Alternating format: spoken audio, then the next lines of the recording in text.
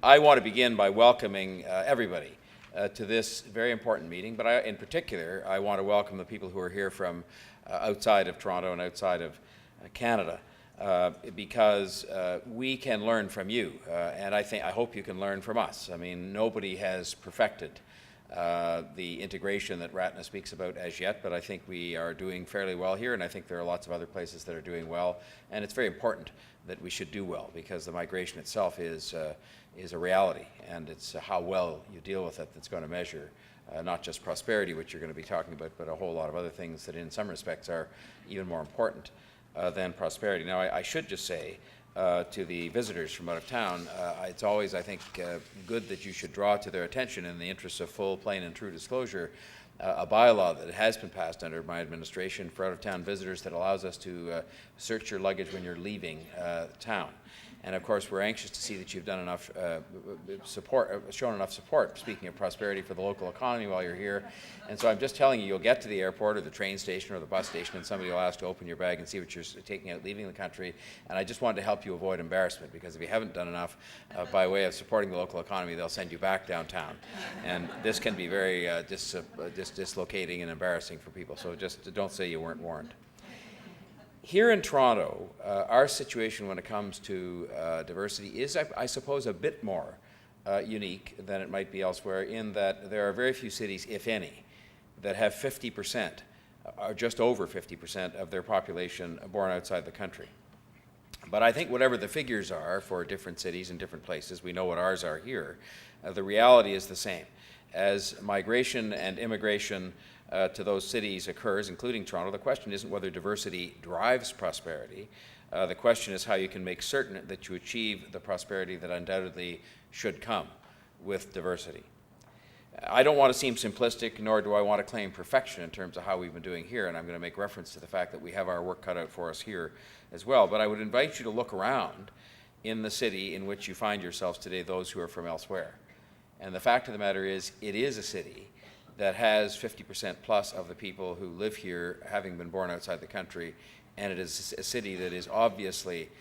growing and prosperous, albeit that sometimes there are people left out of that prosperity, and I'll make reference to that in a moment. But the level of prosperity we have here is the envy of the world,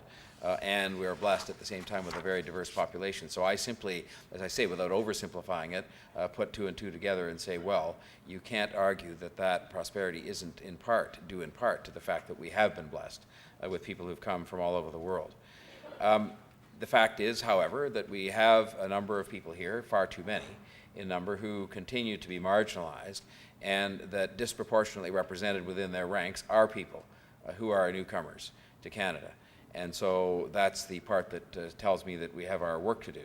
But I can say that we've done better than most at embracing people, and that's the beginning of it, of course, is to be embracing people who've come here regardless of their nationality, the color of their skin,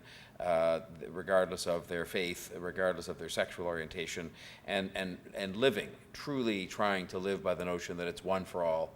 and all for one. I think this action has not so much been, or this reality hasn't been so much founded on government action or government policy or the actions of business or the professions, but rather just based on core values which start from the premise that diversity is not something to be feared or something to allow us to divide ourselves, but rather it is something to be embraced because it enriches us and has been an exciting blessing for the City of Toronto. I wish that many of you who have never been here before could have been here 30 or 35 years ago. I'm old enough now at age 61 to remember a Toronto that was actually quite a dull place. It was quite a sleepy place. It was a place that was sort of growing and prosperous to relatively prosperous to other places in the world, but there wasn't as much excitement going on here. And a lot of people, I think, would argue that the excitement came, the growth, the vitality, the dynamism that turned us into a global city when the immigration started, when the migration to Toronto and to Canada started. We have lots and lots of work to do. For every occasion that I attend, and there are many like the one I did on Monday at the City of Toronto City Hall, celebrating the fact that we had a record number of mentors taking place in a program that helps skilled immigrants to better integrate themselves into the workforce. And we had a record number of City of Toronto employees who served as mentors in that program and assisted the skilled immigrants they mentored to a 70% success rate in terms of finding jobs in the areas that they sought jobs in and which they were skilled, in which areas in which they were skilled. There remain, of course, here, as I'm sure is the case elsewhere, far too many people with skills who aren't getting such a hand up and who find themselves disproportionately represented in the marginalized neighborhoods that we politely call neighborhood improvement areas. And the answer, of course, to this will come from, yes, government policy in some respects, but more so than that, it's going to come from the engagement of people and businesses and nonprofit organizations, the engagement of the entire community in deciding that it's morally the right thing to do to make sure that these people that have come here, that we've invited to come here, have access to opportunity that is equitable, get the hand up they sometimes need if you take account of what they've been through and where they've come from. And so it's going to be, it's going to involve the engagement of a lot of people. It's going to involve some government help, I think, in particular, for certainly my own experience with a lot of the activity that Ratna talked about before I was the mayor, told me that if you wanted to engage more of the kind of medium and smaller businesses, that it would involve some degree of government help, simply on the basis that those medium and smaller businesses do not have the resources to do a lot of the work that's required in overseeing and screening and making available opportunities for people who just need that little bit of a chance to show what they can do. I think as well, while we've made some progress in this, and I would underline the word some and say it's carefully chosen by me, we've seen some progress on the part of the professions. There's a lot more work to do in terms of our professions here, showing significantly increased flexibility, because I think in some cases professions, and I say this respectfully as a member of one of them, the legal profession, they've shown an ability to talk a better game than actually implementing actions on a scale necessary to really help to integrate and provide equitable opportunity for skilled immigrants. I think that Toronto and Canadian values must by themselves drive us to achieve a greater measure of social justice for people who we've invited to come to this country.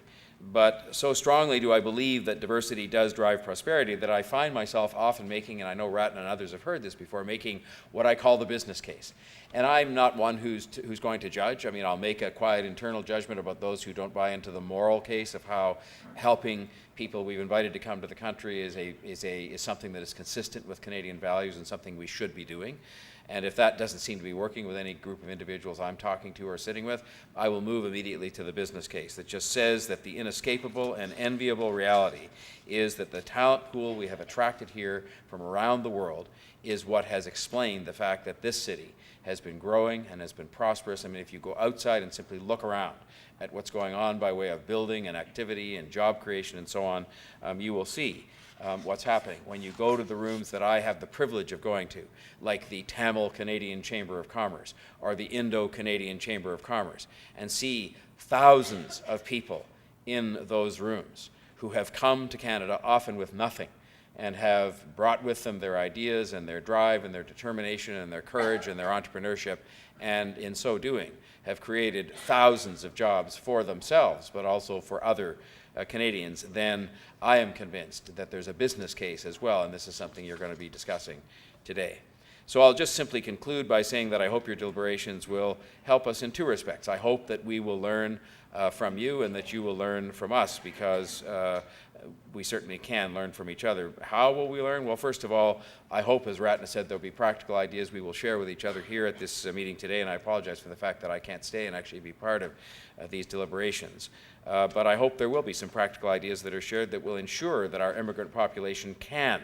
integrate faster and can, as a result, show what they're capable of doing. Because when you talk about rooms like the Indo-Canadian Chamber of Commerce and the Tamil Canadian Chamber of Commerce and a whole bunch of other rooms like that that are replicated every day in this city, you know that they've got the right stuff, the people who come here. It's only a matter of whether they're given a chance to show what they can do and to drive that prosperity that undoubtedly comes faster. And secondly, through the kind of evidence-based advocacy that I'm used to from Ratna. I mean, it's evidence-based advocacy, I assure you, matched with a determination that is so fierce that I can hardly describe it to you. And it was fierce when I was her kind of private sector citizen partner. Now that I'm a public office holder, it's almost unbearable. But having said all that, we need leaders like that in our society, and that's the part I want to just leave with you as well, which is that we need that advocacy to push those of us who have the privilege of holding public office. Because with the privilege of holding public office goes hands that you have on levers that other people don't have their hands on. And it gives you the opportunity to make that little difference between somebody who can come here and drive that prosperity, or somebody who can come here and almost be victimized by the lack of opportunity to drive that prosperity themselves. And I don't think that that prosperity is something that is an option for us. I think, in fact, it is an option for us to integrate. I think our prosperity depends